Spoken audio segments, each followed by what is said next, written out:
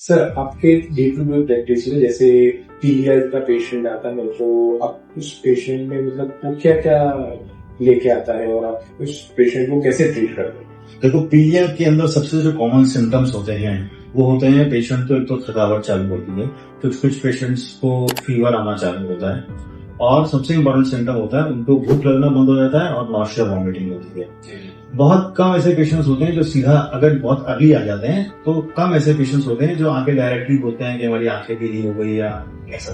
हाँ, कुछ पेशेंट्स आके ऐसे जरूर शिकायत करते हैं कि हमारा पेशाब आना जो है वो थोड़ा ज्यादा पीला पेशाब आ रहा है, या घर वालों ने नोटिस किया कि हमारी पेशेंट जो है वो आंखें पीली हो रही है। तो उस टाइप के पेशेंट का मतलब कौन कौन सी मतलब मेडिकेशन यूज करते हैं या फिर देखो, मेडिकेशन से पहले उसका वर्कअप होता है। सबसे पहले वर्कअप का मतलब है कि हमें जानना पड़ता है कि जॉन्डिस अगर हुआ है तो वो जॉन्डिस क्यों हुआ है, ठीक है, क्योंकि जॉन्डिस के बहुत सारे प्रकार होते हैं। तो जॉन्डिस में किस टाइप का जॉन्डिस हुआ है, लगभग 5 तरह के अलग अलग जॉन्डिस होते हैं। मतलब hepatitis A, hepatitis B, hepatitis C, D और ई। डी इंडिया में यूजुअली इतना ज्यादा नहीं मिलता है, लेकिन हेपेटाइटिस ए, बी, सी और ई ये कॉमन वायरल हेपेटाइटिस बोलते हैं इसको। ये सबसे कॉमन कारण होते हैं जो हमको रूटीन हमारे डे टू डे प्रैक्टिस में पेशेंट्स ओपीडी में लेकर आता है कि सर हमको भूख नहीं लग रही, वॉमिटिंग हो रही है, बहुत वीकनेस आ गया है, ऐसे से। तो ऐसे पेशेंट्स में यूजुअली हम क्या करते हैं, कुछ इन्वेस्टिगेशंस करा के देखते हैं। तो सबसे सिंपल जो इन्वेस्टिगेशन है वो है सिंपल टेस्ट एसजीपीटी का, क्योंकि जो सादा पीलिया होता है उसके अंदर जो सबसे पहले रिपोर्ट बढ़ती है वो एसजीपीटी की रिपोर्ट बढ़ती है। तो अगर हमने एसजीपीटी का रिपोर्ट कराया और वो 500, 700, 1000, 1500 इस तरह का रिपोर्ट आया, सो दैट ऑलमोस्ट कंफर्म्स कि पेशेंट को जॉन्डिस है। बिलिरुबिन की रिपोर्ट होती है। बिलिरुबिन की रिपोर्ट जनरली एसजीपीटी की रिपोर्ट के बाद बढ़ना चालू होता है, यानी आंखों में जो पीलापन आता है वो यूजुअली रिफ्लेक्ट होता है बिलिरुबिन की रिपोर्ट से। तो बिलिरुबिन की जो रिपोर्ट होती है वो बाद में बढ़नी चालू होती है, सबसे पहले एसजीपीटी का रिपोर्ट बढ़ना चालू होता है। ठीक है, तो इसमें ट्रीटमेंट ऑप्शंस क्या क्या अवेलेबल है? हाँ, जैसे मैंने बताया, अब हमें टाइप ढूंढना होता है कि कौन सा इन्फेक्शन है वो।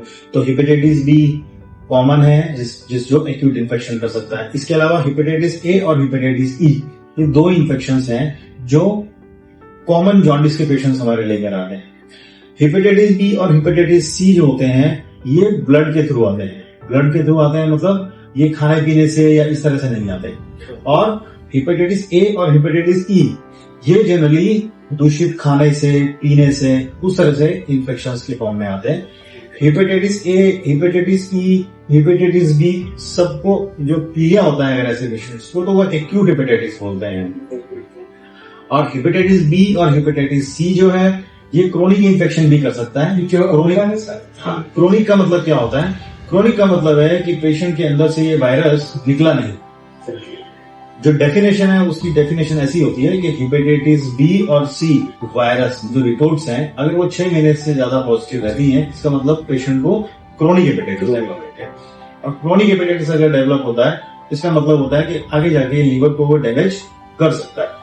यूजुअली जो वायरल हेपेटाइटिस सिंपल ए और ई जो होते हैं उसके अंदर सेल्फ लिमिटिंग इन्फेक्शंस होते हैं, यानी कि पीलिया हुआ, हमने कुछ मेडिसिन दिया, रिकवरी आई, खुद की बॉडी की जो इम्यूनिटी है उससे पीलिया पेशेंट का इम्प्रूव हुआ और धीरे धीरे 10, 15, 20 दिन, महीने में पेशेंट जो है वो नॉर्मल रूटीन पे आ जाता है और ऐसे वायरल इन्फेक्शन जो है वो बॉडी में से तो निकल जाते हैं। हेपेटाइटिस ए और हेपेटाइटिस ई कभी बॉडी में रहता नहीं।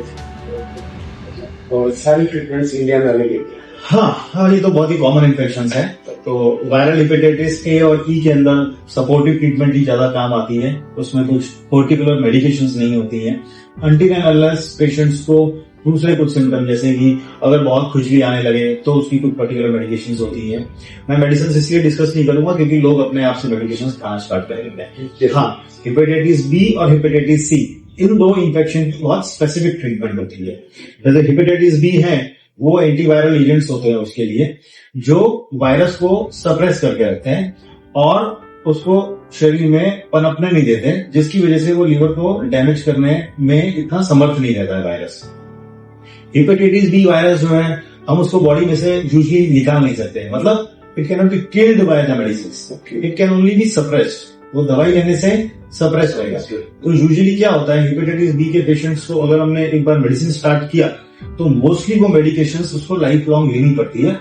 कुछ केसेस ऐसे होते हैं जिसमें वायरल हेपेटाइटिस हेपेटाइटिस बी जो है वो बॉडी में से निकल जाता है। तो कुछ और टेस्ट होते हैं जो हमें रूटीनली 6 महीने में, साल में, 6 महीने में, साल में करके देखने होते हैं, जिससे अपने को पता चलता है कि हमें इसको ट्रीटमेंट लाइफ लॉन्ग देनी है, जो मोस्टली पेशेंट्स में देनी पड़ती है, या फिर कुछ समय के बाद मेडिकेशंस बंद की जा सकती हैं।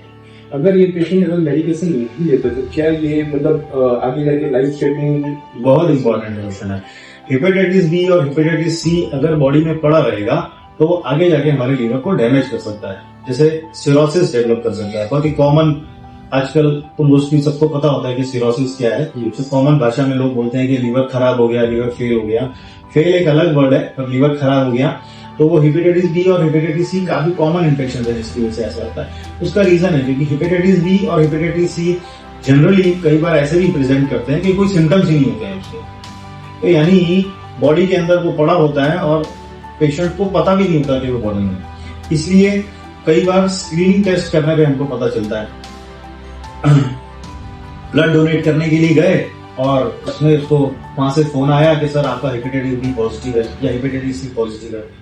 तो ऐसे में अगर पता लगता है तो आगे फर्दर डॉक्टर को दिखा के आपको मेडिसिन की जरूरत है या नहीं है, वो कुछ रिपोर्ट से पता चलता है अपने को।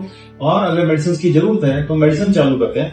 मेडिसिन चालू करने पे हेपेटाइटिस बी, हेपेटाइटिस सी दोनों वायरल इन्फेक्शंस में काफी अच्छा रिजल्ट मिलता है और हम ऐसे पेशेंट्स को लीवर डैमेज होने से बचा सकते हैं।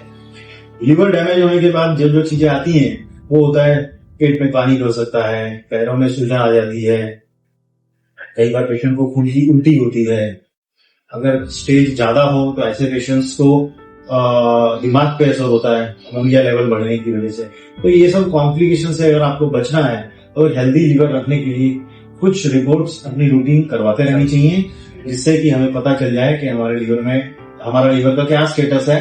और क्योंकि बहुत सारी चीजें प्रिवेंटिव हैं लीवर के अंदर, है ना। इवन अभी के टाइम में फैटी लीवर बहुत कॉमन है।